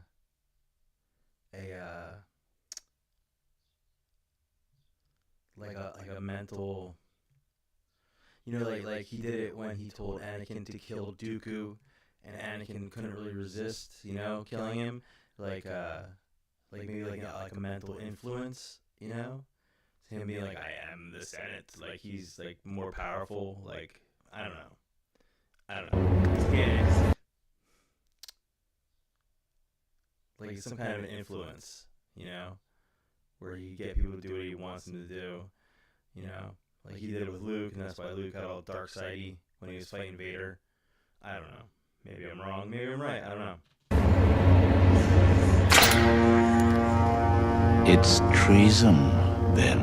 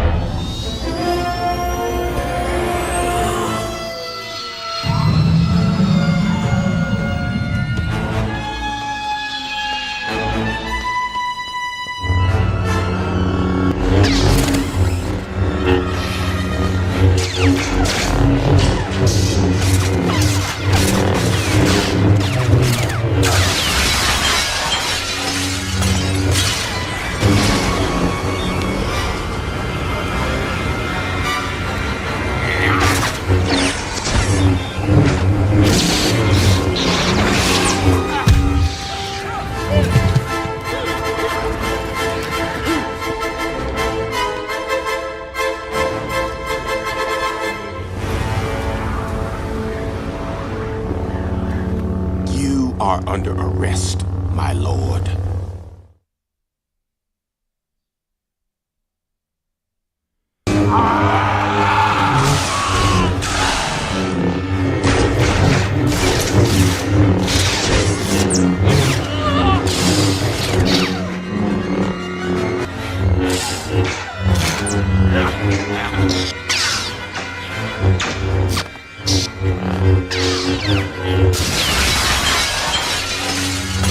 If you don't know where to start in Top Heroes World, the Springland is a great place to start. There are low-level enemies and villages with free... Oh, that was it. Most would agree that Star Wars is a medium that is best experienced on the big screen with as big an audience as possible. It was a story that was made to be watched and experienced, not simply read and imagined. However, there are some instances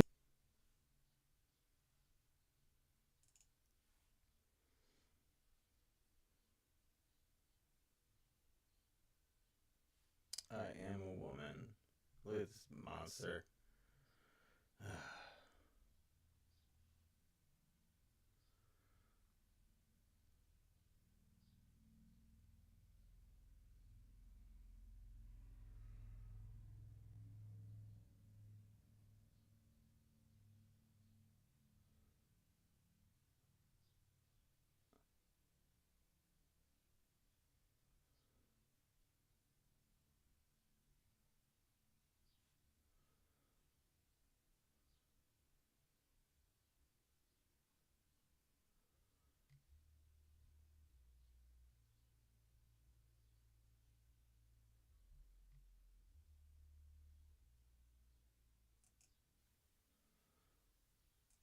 What is this?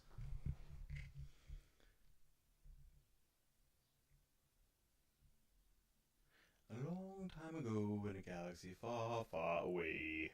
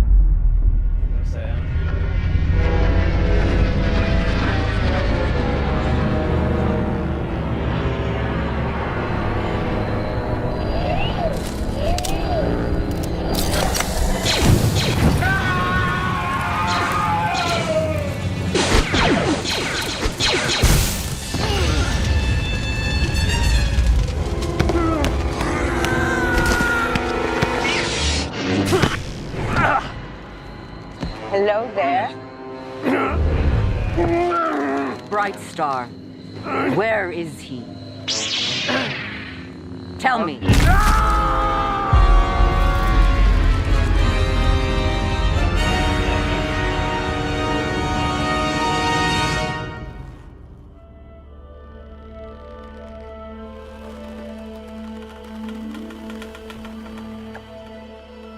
Don't just observe the fish. Feel its movements. Concentrate. I know, Father. I had it! I'm sure you did. Go get your arrow.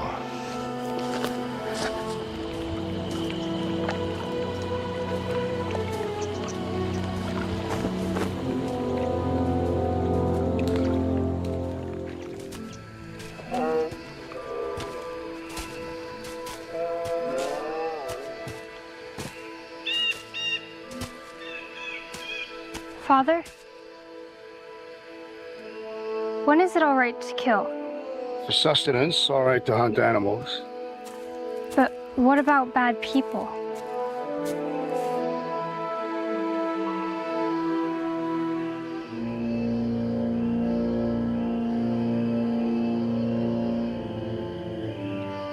You must always try to avoid conflict.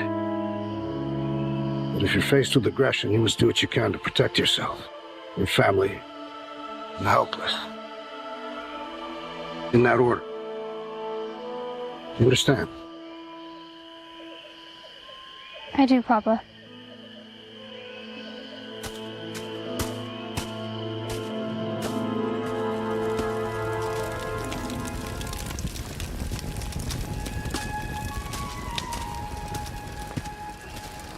Clean them. But you said you were going to teach me some more sword fighting tonight. Tomorrow, I promise, but tonight I have to... But you said... To clean those fish. Mama! Bailey, don't argue with me. And while you're at it, show your little brother how. Come on, Wally. It's not Wally, it's Walden. And you? To bed, you got a fever. I do not have a fever. Yes, he's been coughing all day. Traitor. I forgot. Big bad nights don't get fevers. I do not have a fever. We could fry those fish off your forehead. And stop arguing with me. You're setting a bad example for that monster out there. I'm just acclimating to the weather. You've been acclimating to this constant wet for 6 months, so no shame in getting sick now and again. Are you starting to miss the dry society life, Mrs. Brightstar? I'm sorry, if I spent 6 months living in the woods eating fish that I had to catch myself, I'd be in much better shape than that dude. The only thing I'm starting to miss is a vigorous husband. Are you now? Give it to him, Bryce, That's it.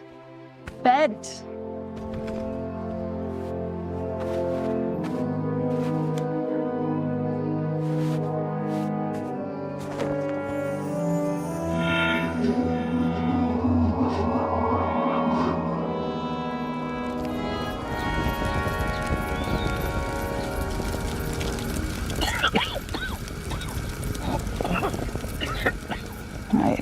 He doesn't have a fever.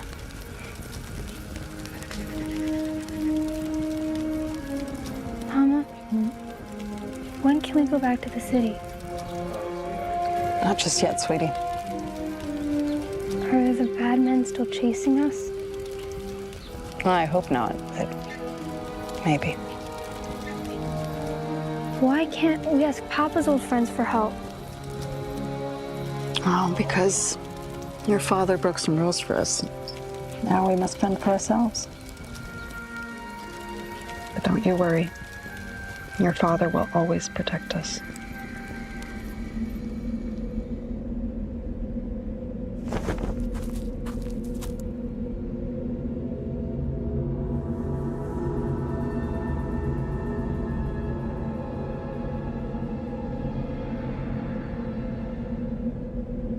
Father?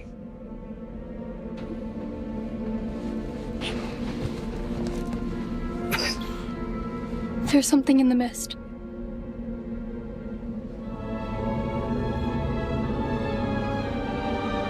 It's too late to get away. I'll buy you some time.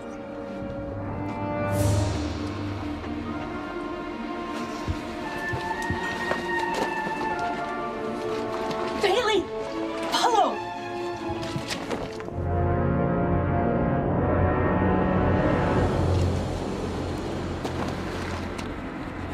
John Brightstar. Is that you? Bailey!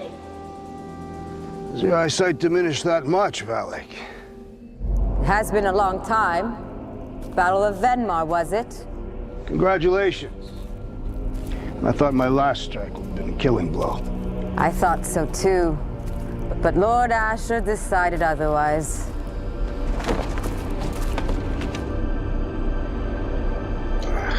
How is your master?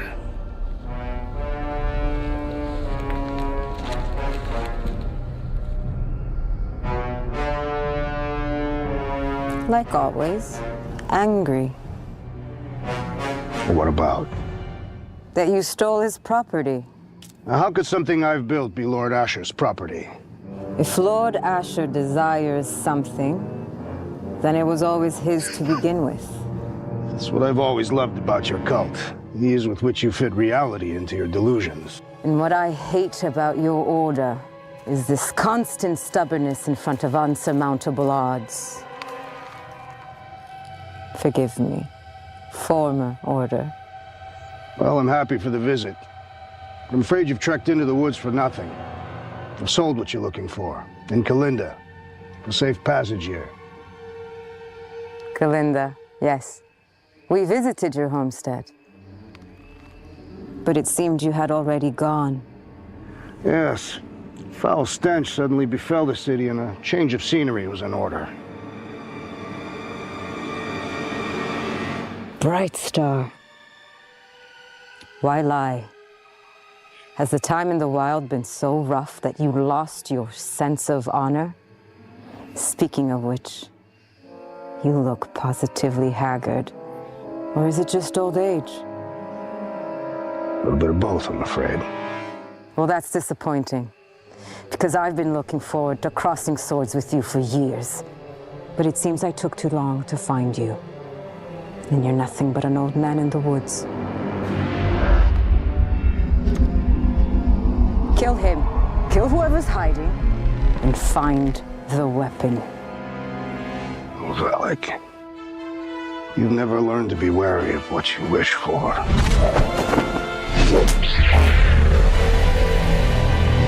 Look at it, boys. The purest weapon in the galaxy. The Sun Spear.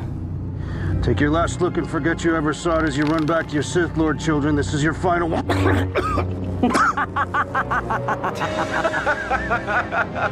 You heard him. Run to the shuttle. A moon castle to whoever brings me his head.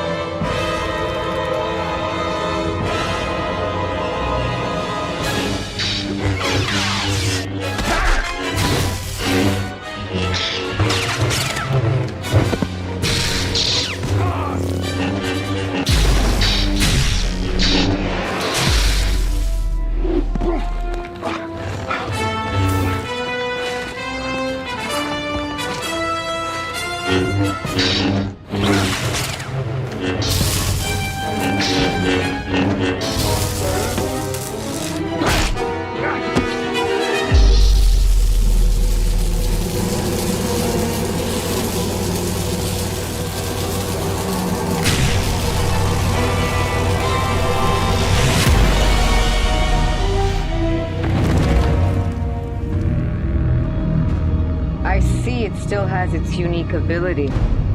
What a beautiful weapon.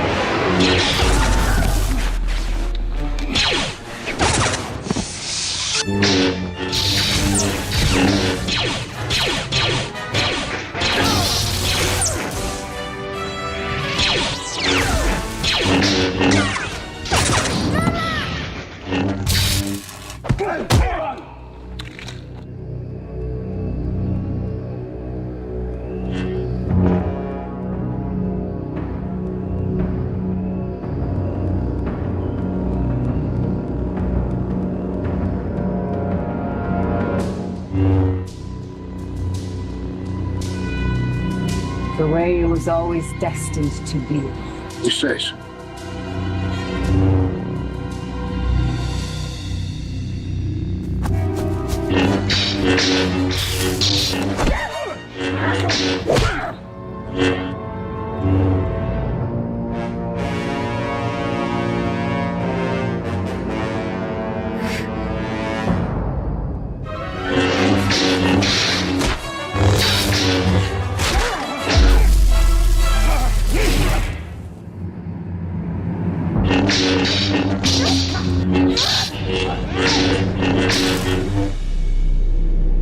Last chance.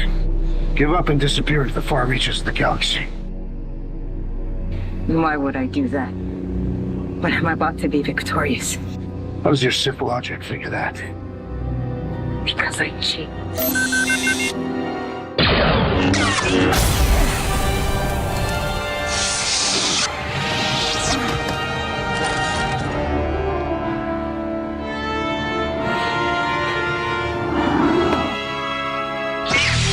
Marvelous. My lady, may I? Please. No! The reason for the exile, I presume.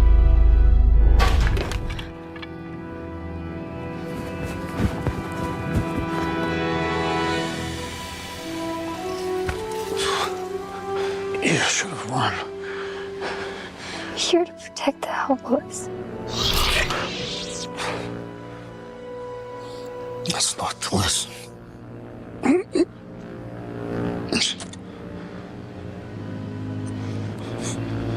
Don't cry, little bird. Your father may be gone soon, but we'll take care of you. I'm not crying. I'm concentrating. On what? Protecting my family.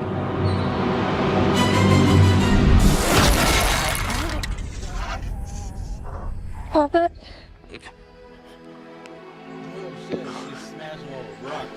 What you did was just.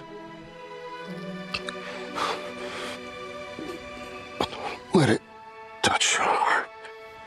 It won't, Father. How can I help you?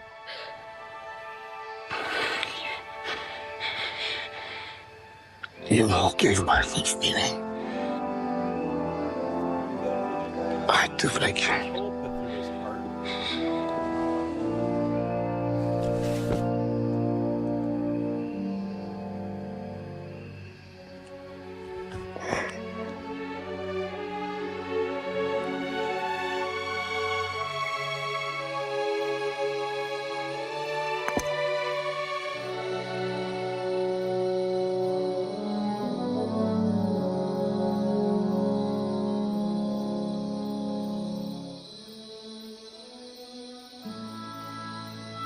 What is it, darling?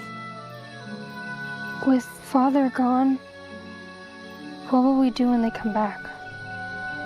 We'll go far. But if they do come, we'll be safe. Because we have you. What do you mean? Because, Bailey, like your father before you,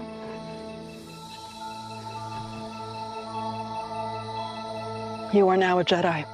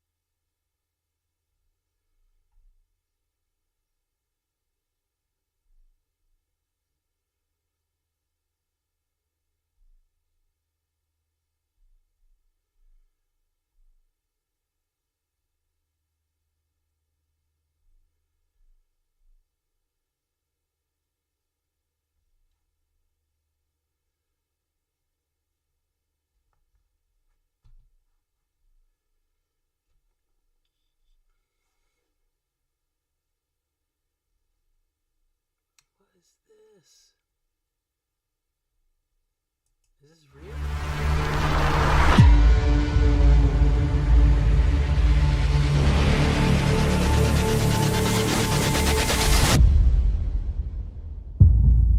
I hate you! You were my brother, Anakin! I loved you!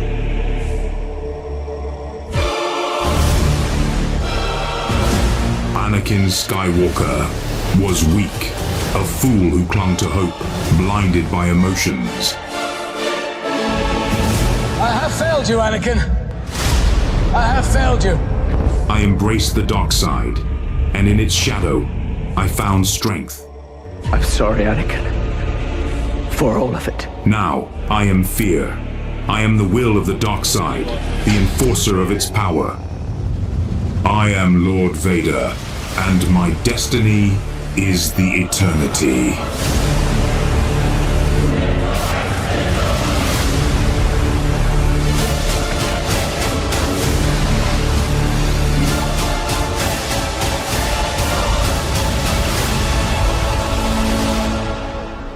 You were the chosen one! You didn't kill Anakin. I did.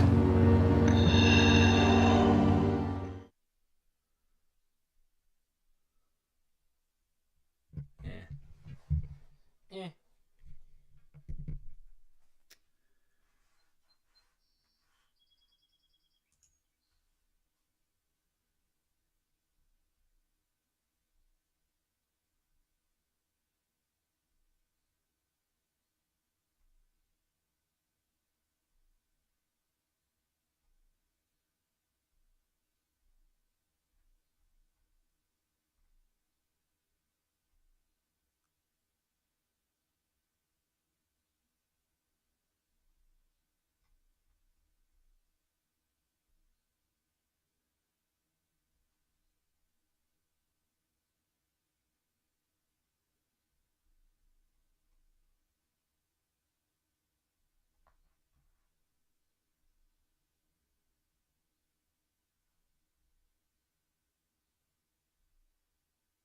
Yeah, alright.